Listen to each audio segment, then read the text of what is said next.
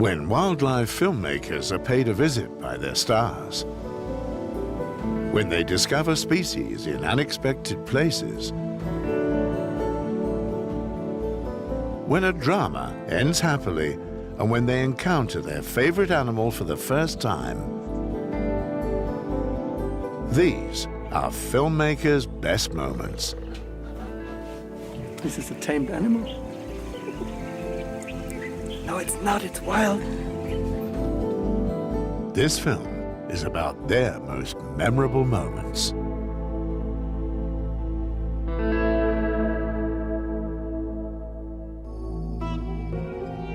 Karnataka in India's hot south. This is the home of Baloo the bear. Uwe Nörenberg and Oliver Goetzl are here to film the sloth bear, hero of the Jungle Book. However, the rugged terrain supplies the animals with countless hiding places. That's why Uwe and Oliver want to film them in one of the many caves.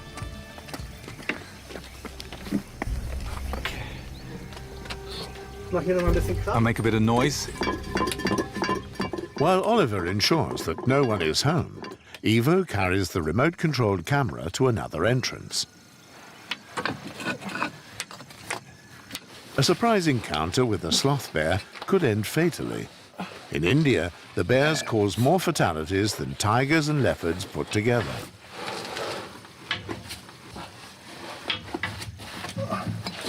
Oliver soon realizes that this rock crevice is more suited to a contortionist. But where there's room for a sloth bear, there's enough room for him.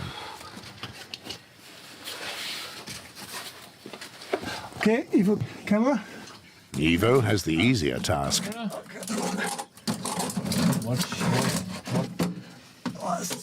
It's a really tight squeeze. However, a few bats live here, and I love them, as is well known. And this is a wonderful spot. At least Oliver is pleased with the camera's position. Oh, I don't want to be a bear.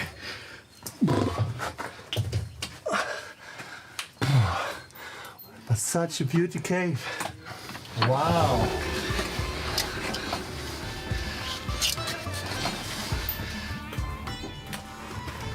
From now on, it's Oliver's daily job to squeeze through the crevice, collect film material, and change the camera's batteries. A few days later, just before the hottest midday heat, a sloth bear does appear and sets out for the cave entrance with its remote-controlled cameras.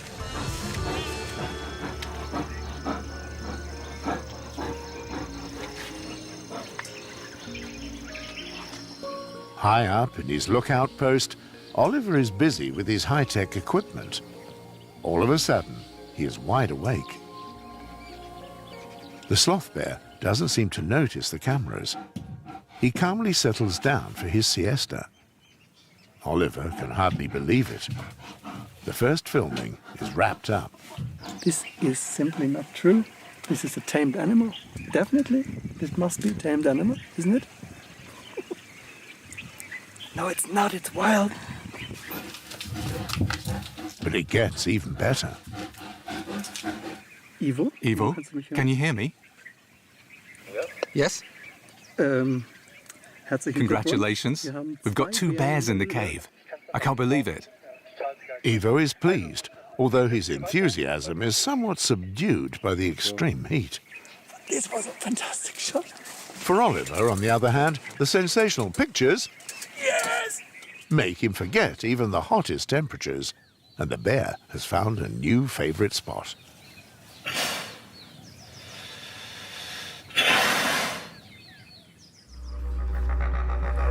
From India to down under.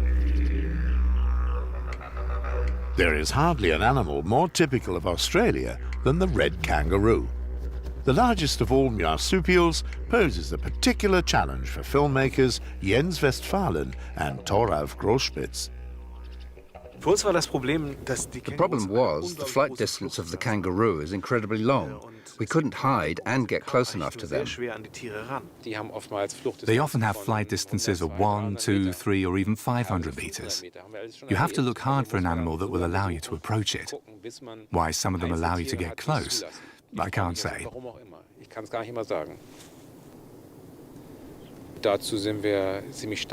We drove far into the desert looking for places where you still find a lot of these kangaroos. The filmmakers have given up hope of getting close-up shots.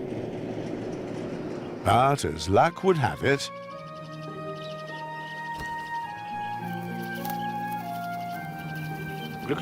We were very lucky to find a female kangaroo which had been hand-reared.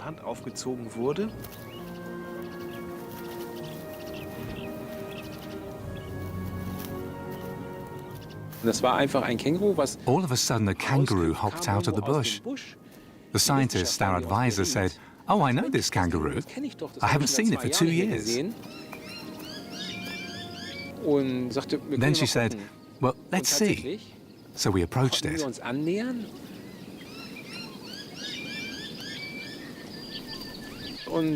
And she was allowed to touch and stroke the animal. We thought, that's great. Then she said, "Okay, perhaps there's a young one in the pouch." She looked inside and told us, "Yes, there is." We asked her, "If you can look into the pouch, could you get the camera inside as well?" And she answered, "Well, let's give it a try."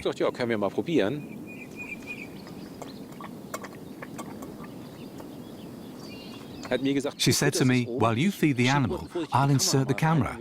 Perhaps it will work."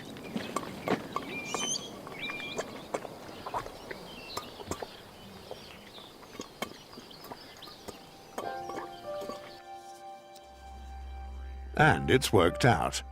The mother allowed Thoralf a unique look into her baby's nursery.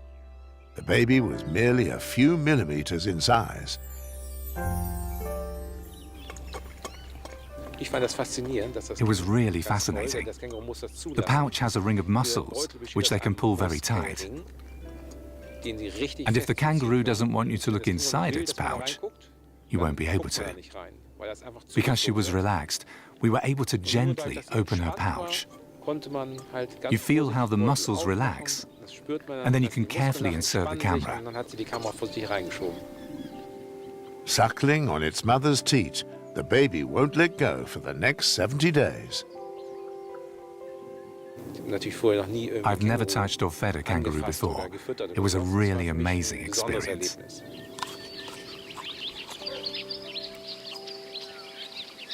Ah, my finger, you nutcase. So, despite his doubts, Thoralf did manage to get really close to a red kangaroo.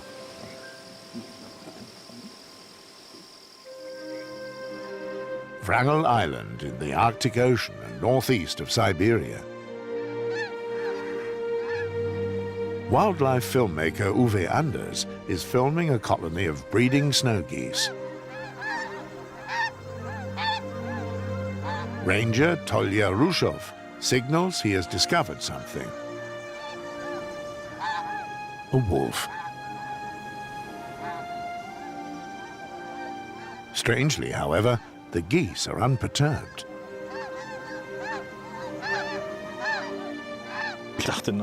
I thought, well, the wolf could easily catch a goose now. But because it had eaten enough reindeer and musk oxen, it was full. The wolf ignored the geese completely. But hundreds of the excited birds followed it to drive it out of the breeding colony, although all of them kept a safe distance.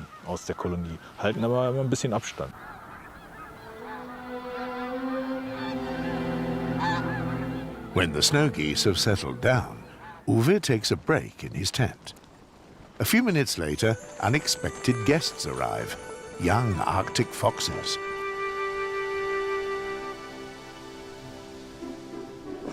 The scent of food has lured them closer. As long as Mum is out hunting, they might as well try their luck here. But Uwe and his tent are a bit suspect. It's out of here quickly before Mum comes back.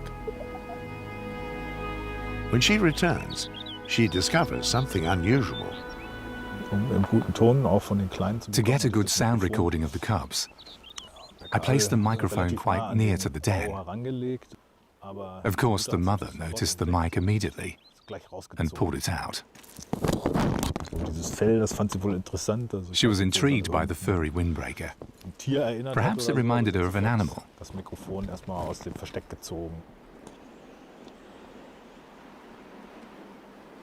Well, at least the sounds were recorded.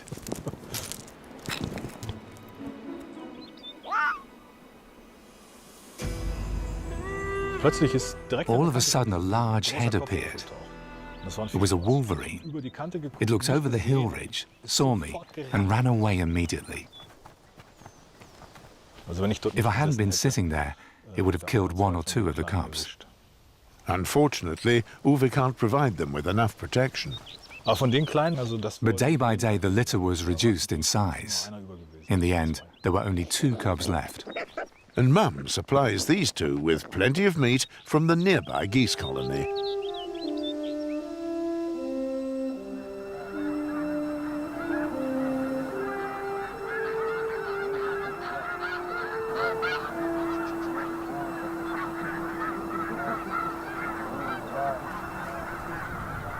Uwe also has his camera focused on the geese. He's hoping the vixen won't raid his particular nest. I found a goose which was fine with me being there. I didn't even need a hideout, and she let me sit a little distance from the nest. Being so near to the nest, I kind of protect it, because the fox keeps its distance. But if the mother goose walks off with her chicks, you never know what might happen. Uwe is torn between fox and goose.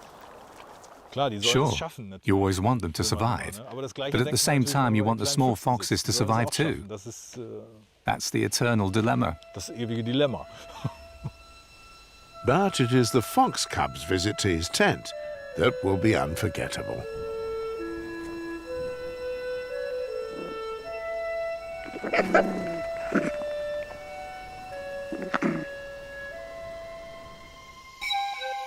Brazil. In the gigantic Amazon basin, wildlife filmmaker Christian Baumeister is on the lookout for the rainforest's tiniest inhabitant. Not an easy task in nature's hothouse.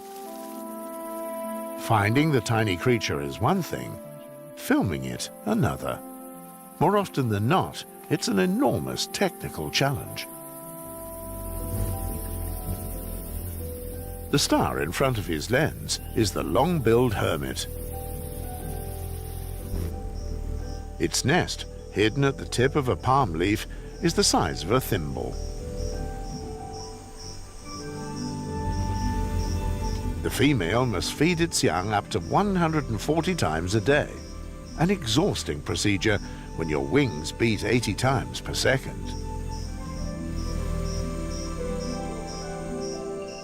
The rainforest is home to unparalleled biodiversity, but 8,000 square kilometers of forest are destroyed every year. Nature conservation in accordance with humans' needs is the only solution to preserving the forest.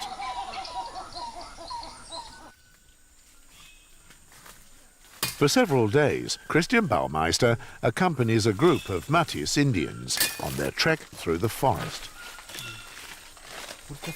Their respectful treatment of nature, their traditions and medicinal knowledge could be vital for the survival of the rainforest.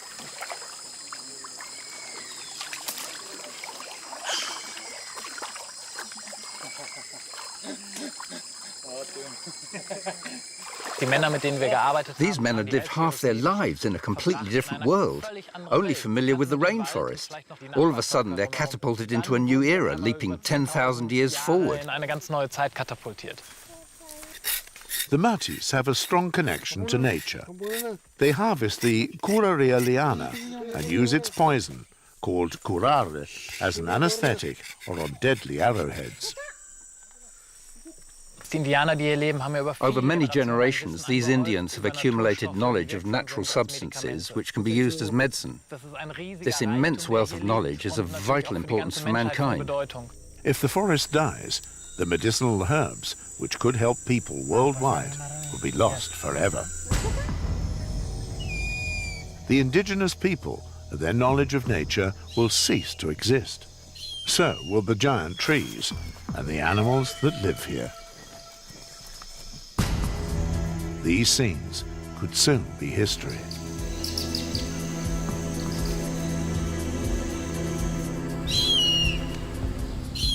Deforestation and illegal slash and burn clearances are lucrative affairs in the Amazon. Every minute, an area the size of 4.5 football pitches is destroyed. Christian is shocked,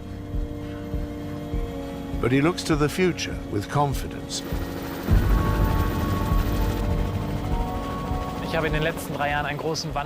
Over the last 3 years, I've noticed a big change in environmental consciousness in the locals, in the Amazon state governments, and globally.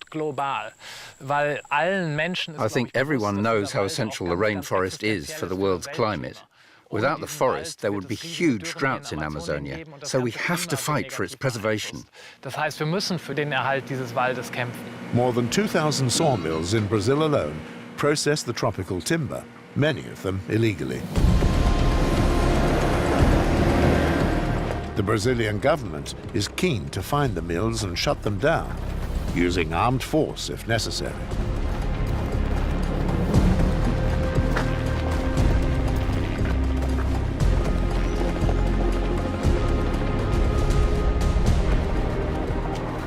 This time, those responsible are long gone.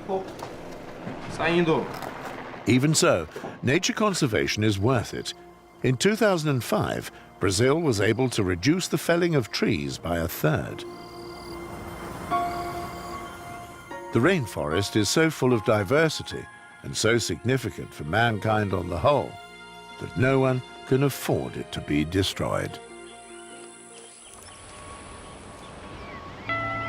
Hamburg, the North German harbour city on the River Elbe, is home to one of the most famous European zoos, Hagenbeek's Tierpark. Anxious suspense in the elephant enclosure. Thora's baby is expected any minute now.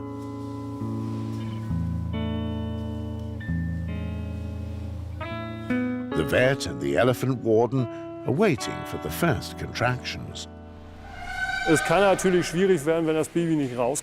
might become difficult if the baby remains in the womb, because you can't carry out a caesarean section on elephants. The intestines weigh about 1 ton, and the weight would destroy even a surgical suture made of wire.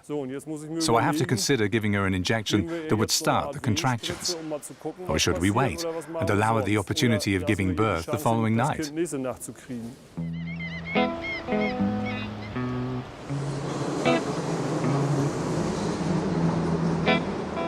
It's evening, and the tension is mounting.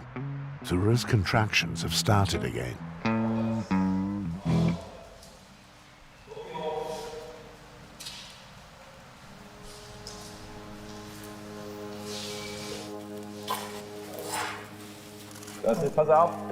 There it is. It's coming. Finally, things get going. The amniotic sac has appeared.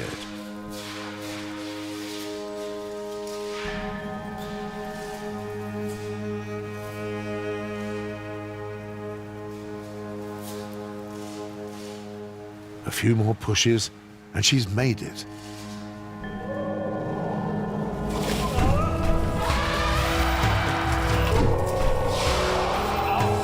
Get out, everybody!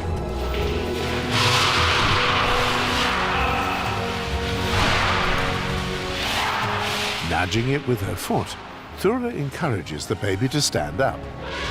Auntie and cousin throw in a few loud comments.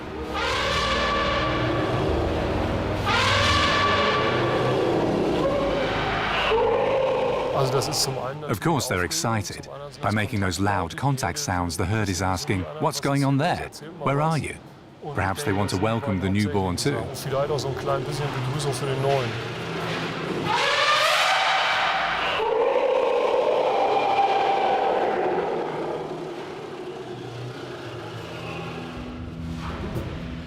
Mother and aunt watch calmly and attentively as the young one tries to get up on all fours.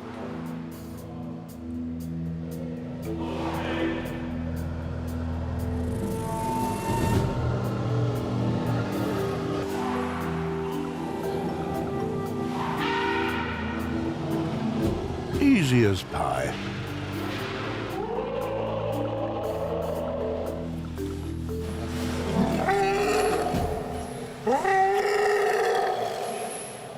The vet gives the 90-kilogram baby its first checkup and a thumbs up, even if she is still a bit wobbly.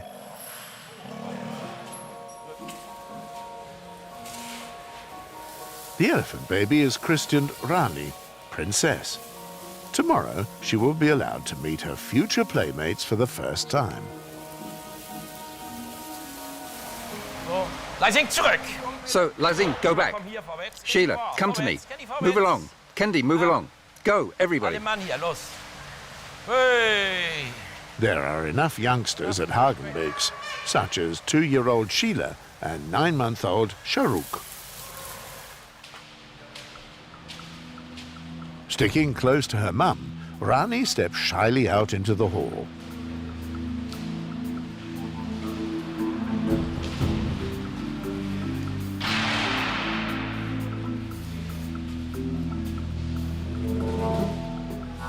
She makes friends quickly.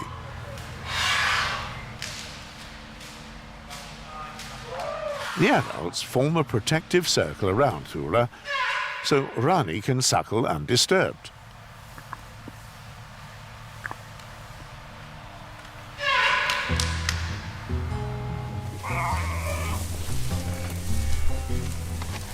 Adults' food is not for Rani yet, but she still finds it fascinating.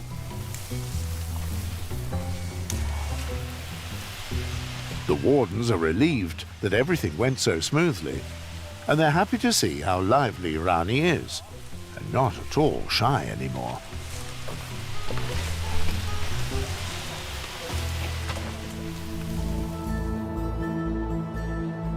The Himalayas, the roof of the world. In the kingdom of Bhutan, wildlife filmmaker Henry Mix is on his way to visit the Buddhist monastery Cheri Gumba.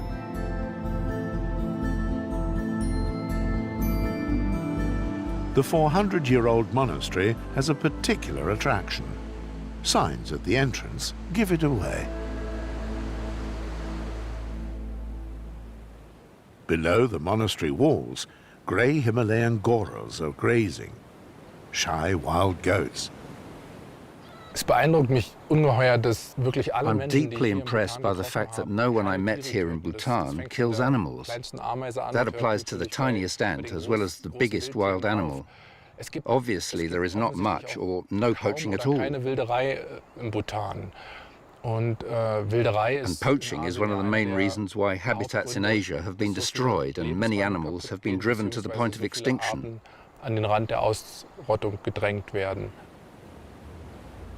The Bhutanese attitude provides the ideal basis for his mission, to find the legendary Himalayan tiger. Rotated clockwise, the prayer wheels will bring Henry luck on his expedition. There is no solid evidence that Bengal tigers exist in Bhutan. Henry hopes that he is not after a phantom.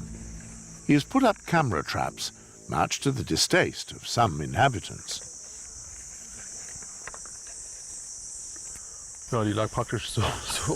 Yes, the camera was practically stamped into the mud.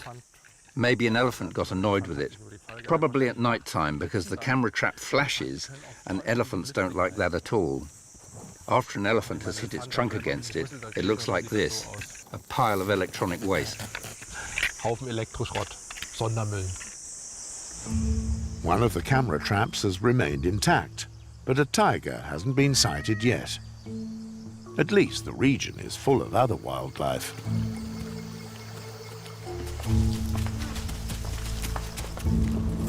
Henry wants to try his luck on a mountain ridge about a day's hike away.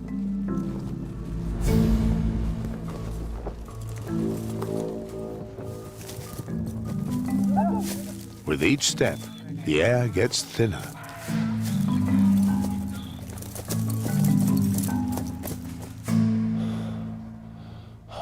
Heute ist anstrengend. Today it's exhausting. 1,000-meter increase in altitude every day.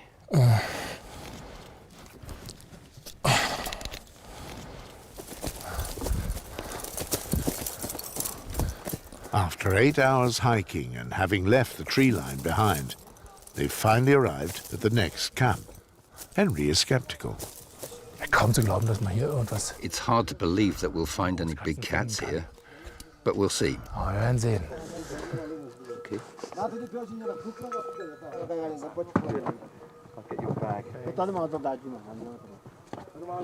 Ich werde nie wieder laufen. I never want to walk again. At least not today. Jedenfalls nicht mehr heute.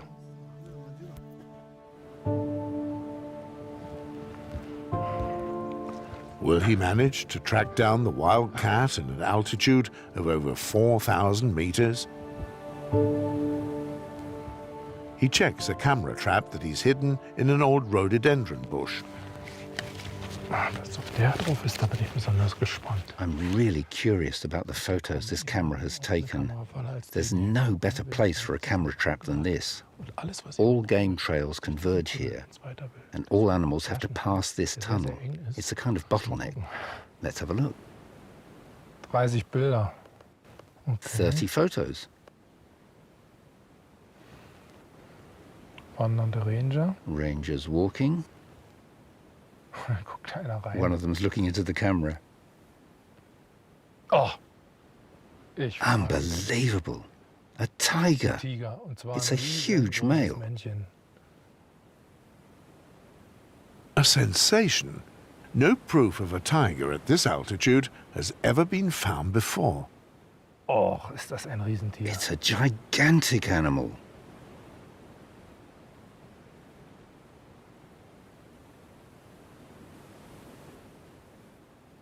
Flämt. Hat also praktisch einen He's Geruch baring von his Weibchen upper in der teeth, Nase. so he's flaming. He can smell a female, Das heißt, ein Weibchen muss vorher lang. which means a female must have walked along here a while ago. Flämt eindeutig. He is licking the rock intensely and is really flaming. Leckt da die Wand und flämt.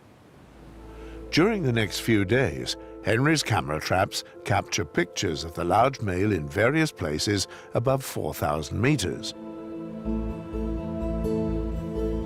Das ist ein sehr wohlgenährter Tiger, der ist tipptopp. It's a well-nourished tiger. Kein Tiger, der lange He's in wandert, top sondern form. der möglicherweise His hier territory is seine probably 60 close by. Territorium hat. His behavior suggests that females aren't far off. Das Weibchen in der That's Nähe ist. much more than I dared to hope. Viel mehr, als ich jetzt hier zu hoffen gewagt habe. Henry also hopes that the world's largest tiger reserve can be set up here, so that the roof of the world continues to be home to the great wild cat. South Africa. The rainy season will transform the driest region of this country into a sea of blossom, but the rain won't stop. It's raining. This is what a successful day looks like. So sieht ein erfolgreicher Tag aus. Mirko Tribanek really wanted to film the flowers opening in the morning sun using time-lapse photography. But a morning like this in the desert can be really unpleasant. We counted on seeing a fantastic sunrise today, and it was very beautiful, but it's so cold. The flowers only blossom when it's warm. That's when the sun is out. But Mirko won't give up. Colleague Heike is irritated too. It's rotten up here. It's cloudy and cold this morning. When the rain sets in again, the two of them decide to try their luck elsewhere. A good idea, as it turns out. We've finally found a nice view. The sun will go down soon, and over there some clouds have dispersed, so we have some patches of blue sky and this beautiful composition, a thorny shrub with a field of flowers behind it. So I've just programmed the tracking shot. Right, off we go.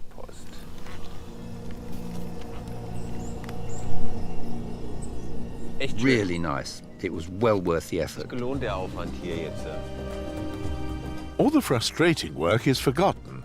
Mirko and Heike return home with breathtaking film shots of ice plants and of the other flowers that transform the grey desert into a dazzling sea of colour for a short period of time.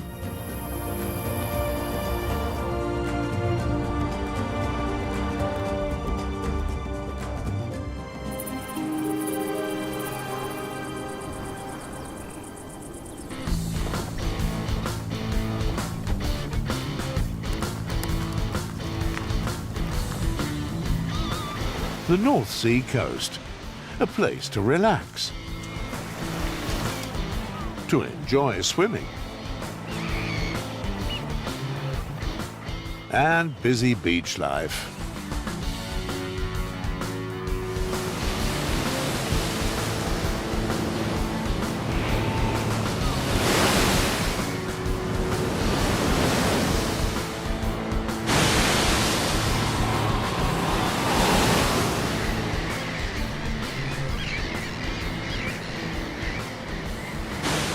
On the sandbanks of Heligoland, things seem to have remained the same for 100 years. Oyster catchers still bustle about on the beach, and seals and humans meet at eye level.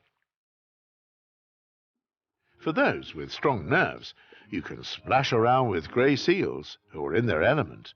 A good opportunity for these two to enjoy a dance with a biologist.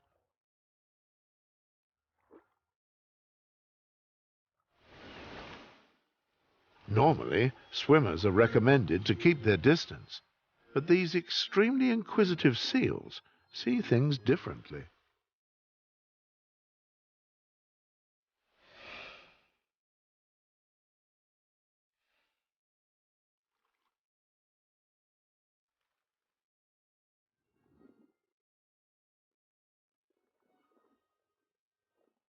You can quite easily forget that these grey seals are the largest predatory animals in Germany. They can weigh up to 300 kilograms. But mermaids aren't part of their diet. Fish are.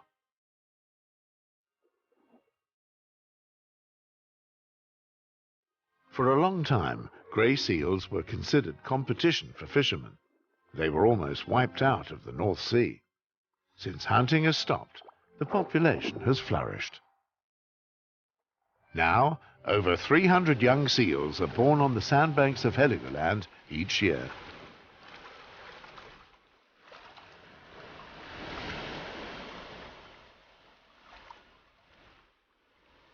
A short but intense encounter. Time to go fishing again.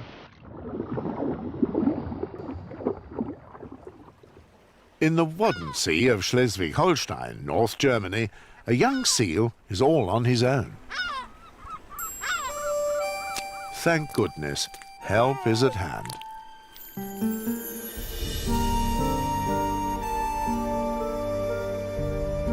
Delfwille has noticed the seal pup. He's a so-called seal hunter. His job is the protection of seals.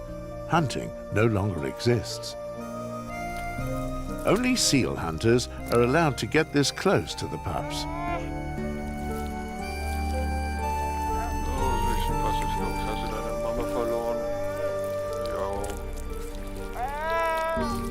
Delfwille can tell whether a pup really has been abandoned or not. He watches the pup closely and decides what the next step for Timmy, as he's called him, will be.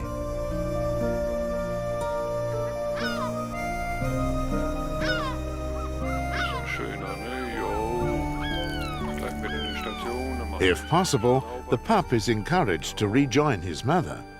But Delf can't see that happening with Timmy. He's been left for too long.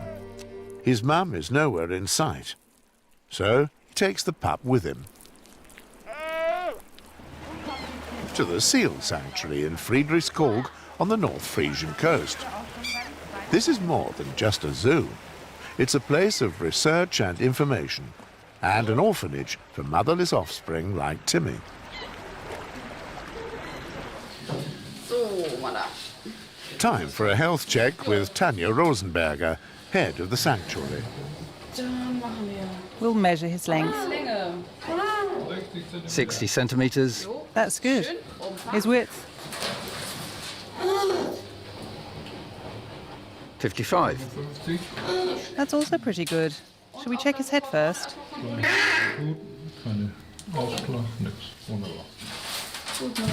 His eyes are a little bit red, but apart from that, it looks good. Both ears are dry. Okay. And the navel? It feels soft. It's fallen off. It's healed.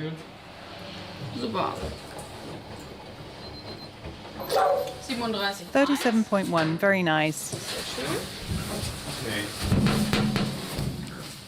At the end of the checkup, Timmy's flipper is tagged. Along with the other seal pups, he will be fed pureed fish and milk 6 times a day. When the seal pups are being born, the staff at the seal sanctuary have their hands full. Over 30 hungry mouths need feeding. Timmy has reached the minimum weight of 25 kilograms quite easily. One farewell dinner, and it's off into the sea and freedom.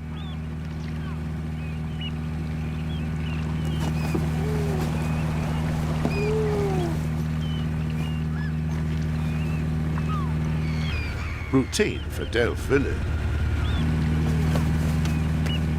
For Timmy, an adventure.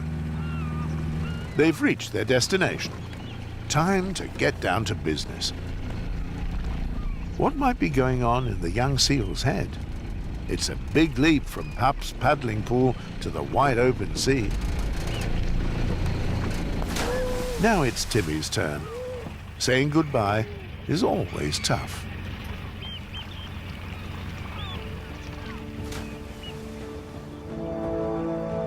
A landscape of extraterrestrial beauty. Yellowstone National Park in the west of the USA. Yellowstone is eines der Gebiete, wo ich immer... Yellowstone is one of those regions where I'd always wanted to film. The hissing, bubbling supervolcano, the crazy colors of the mud pots, and the colorful bacterial lawns around the hot springs. And amidst all of it, amazing animals, herds of bison. Then we found a newborn calf on an island, abandoned. Its umbilical cord hadn't even fallen off yet.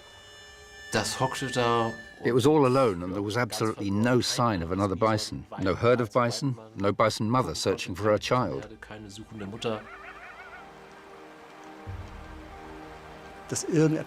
It was obvious that something was going to happen. We felt that the calf wouldn't make it much longer. And then we waited for 2 days. Then just as night was falling, a young wolf appeared. We thought that's it for the calf. Da dachten wir so, jetzt ist es passiert.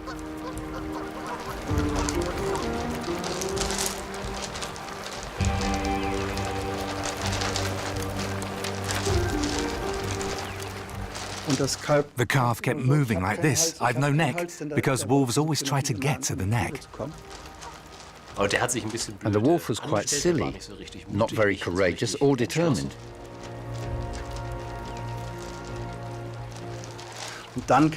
And then the cavalry appeared.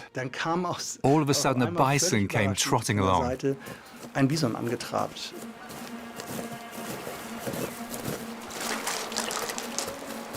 It was the mother. Of course, you can't imagine a better end for a film. And this was quite possibly the best story we ever filmed, and will ever film. No wildlife filmmaker should interfere in the life of wild animals. So Ivo and Oliver are relieved that this story has taken a happy turn.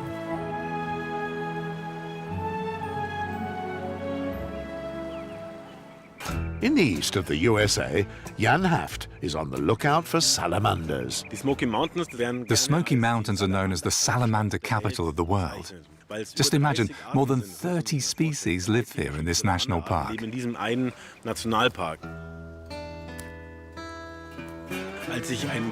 When I was a child, I was totally obsessed with amphibians and reptiles. I learned the names of every species by heart. What I always wanted to do, apart from being a wildlife filmmaker, was to see the hellbender. It's a gigantic salamander, more than half a meter long. And so we contacted the foremost expert on hellbenders, Dr. Freak. He agreed to meet us to show us where and how to find the salamanders. So, he said, now we'll put on wetsuits and jump into the water. He started to lift up big stone slabs, and I had to look underneath them to see if there was a salamander there. If you see one, he said, grab it with gusto.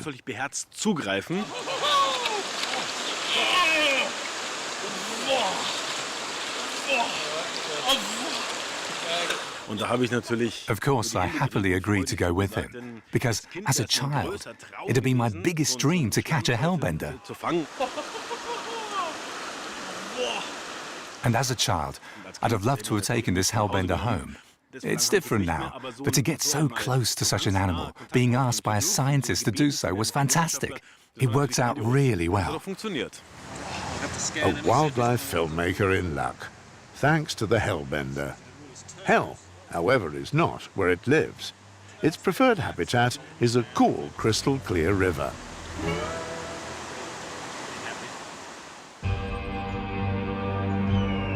The Rocky Mountains. A film team is underway on a difficult mission.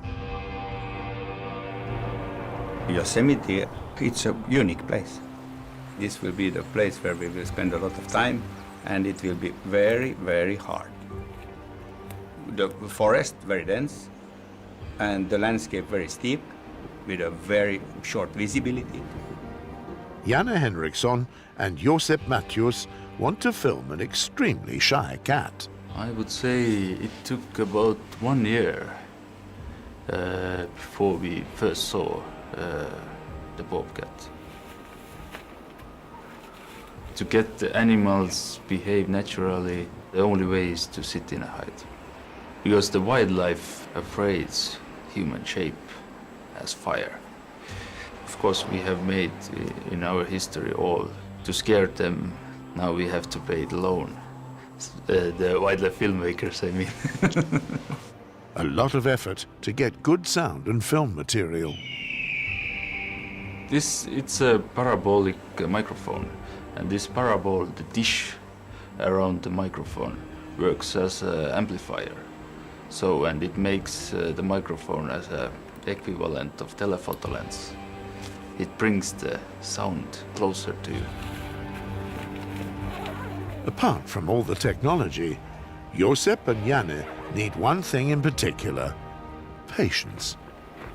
In the morning, the female came down from the forest with the 2 young. And then suddenly she left the cubs alone and went away for hunting. And during this time I was then just together with these cubs.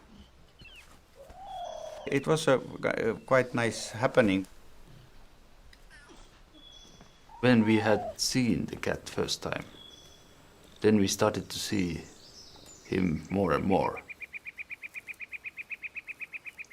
I was scouting bobcats during 1 month, and then suddenly I saw a very small bobcat is crossing the road, just in front of my car. I stopped the car and ran after him. I realized very soon that it was a cub, it was a young. So it was just a question of time when the mother came and followed him. Although Josep is close by, the feline predators behave completely naturally.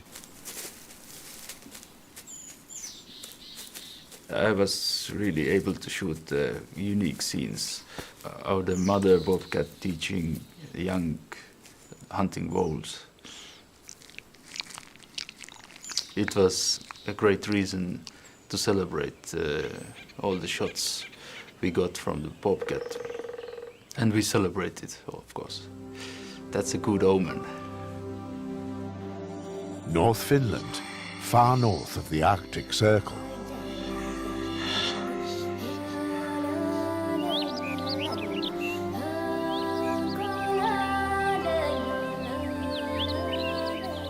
The filmmakers Oliver Goetzl and Uwe Nörenberg set their cameras up near a peaceful lake.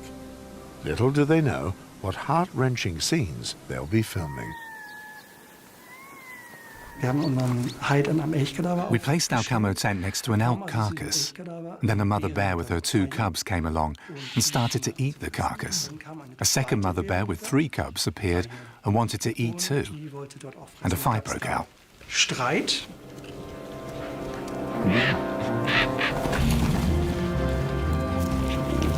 When a dispute gets this heated, it's better to look for higher ground.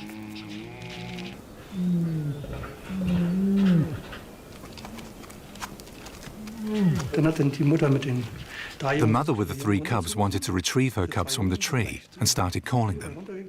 2 of them climbed down immediately, but the smallest one wasn't able to do that. It didn't dare pass the 2 stranger cubs. After a while, the mother walked away in despair. The small cub stayed in the treetop for 20 hours. After about 22 hours, it climbed down, looked around, ate a little bit, and went off into the woods.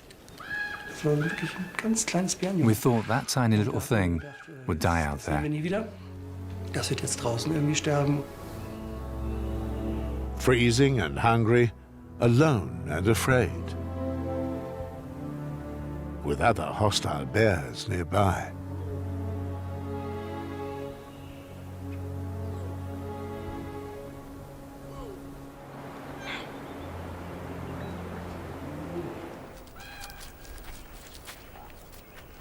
But the next day, the mother returned with all 3 cubs.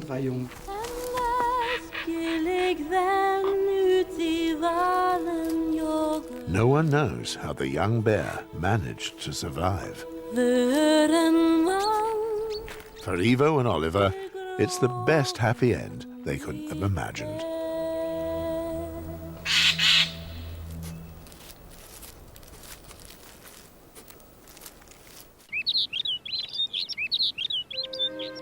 Spring on Wrangel Island in the Arctic.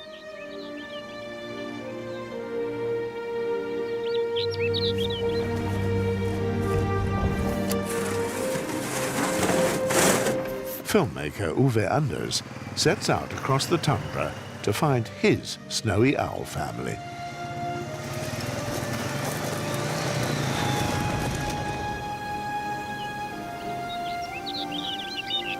The female has to feed 2 chicks. Time and time again, she returns to the nest without food. This year, there's a shortage of lemmings, and her chicks beg in vain.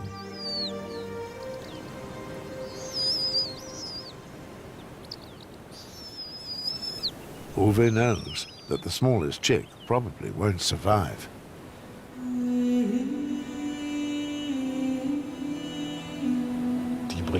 She catches lemmings for her chicks.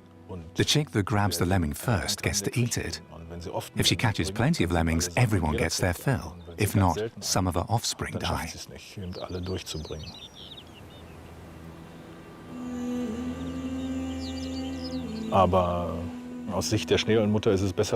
As far as the mother is concerned, it's better to raise 1 chick than none at all.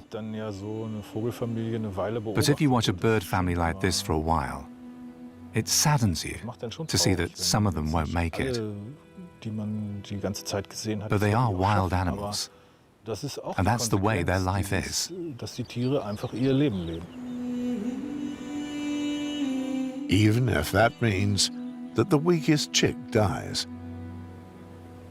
Despite tragic moments like this, Uwe considers it a privilege to be able to get as close to wild animals as he does, and to be able to film them in their natural surroundings.